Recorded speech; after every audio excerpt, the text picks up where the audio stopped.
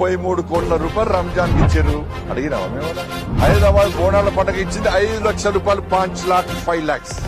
మధ్యలే ఇచ్చుకోండి, ఇంకా 10 కోట్లు ఇచ్చుకోండి.